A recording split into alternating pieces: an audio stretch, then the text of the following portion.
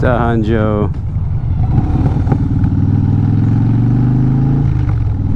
Oh, Matt the Greeter. Heading into the shade. Yeah, I got a rare few minutes to sneak out for a ride. You know, I always say if you get 10 minutes and you can get out for a ride, you hope to be out for 2 hours, but you only got 10 minutes, just go for the 10 minutes. Do all your checks and stuff, you know, and put a little air in the tire if you have to, and get out there and to put your gear on. Yeah, it's 10 minutes, but 10 minutes versus the rest of your life without your tattoo that you like, just spread out on the road. Anyhow, you know, just get out for that 10 minutes, and that's pretty much what I'm doing right now. But I got some updates for you. Yeah, just a couple of, oh yeah, fantastic. Maybe you'll see a piece of asphalt stick to the GoPro. Hey, a pay of paradise around here, I'll tell you that. Thank you, Joni Mitchell, prophetess of doom. Anyhow, nothing to do with any of that, but if you're a Bruce Hornsby fan, hold on, come back. If you were a Bruce Hornsby fan in the 1980s, and you're listening to, you know, The Way It Is, Mandolin Rain, or if you were kind of sappy and you're like, Every Little Kiss, you know, and you're like, man, I wonder whatever happened to that guy. Is he still alive?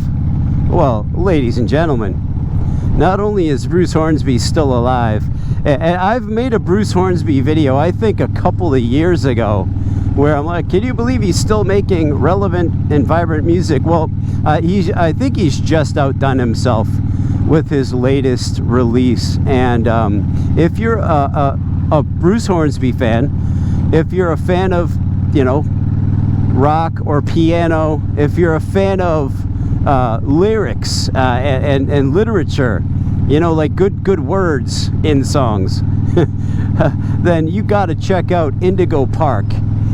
Indigo Park. So Bruce Hornsby, I heard an interview with him, and he was like, man, I was so done. I just needed a break. I just come off recording like album after album after album, 3 years in a row, something like that, and I just needed a break. But he's like, this stinking song kept waking me up in the night, and I couldn't get rid of it, so I had to write the album. So he wrote an album against his will, whipped on by the scourges of his conscience, his subconscious, and I'll tell you, man, Indigo Park, the album is absolutely solid, but the title track is just about as perfect a song as you want. He's you know, even his vocal delivery, and I believe he was inspired. You're not going to hear it in it until you hear it, but I believe he was inspired by Elvis. And if you're not an Elvis fan, this is not what I mean by that. But I believe he was inspired by Elvis's delivery on certain tracks. And it's like a herky-jerky kind of way of singing that is really difficult to do if you're playing and singing at the same time. Look at that chipmunk, huh? Indigo Park. That's not Indigo Park. That is Underground Park, I guess. No offense intended. Anyhow, so that's my recommendation of the afternoon is whether you are a Bruce Hornsby fan or not. Maybe you hated his early stuff, although he was banging out piano solos in the middle of songs on pop radio. Nobody was doing that, right? But he is a savant. His heart language, his natural language, I believe, is piano.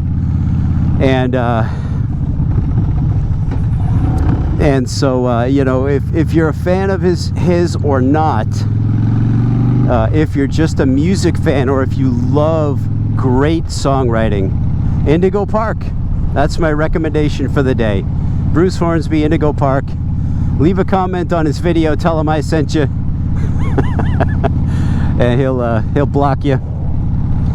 And other than that, folks, have the greatest day of your whole lives so far, and I will check in with you soon. Bye.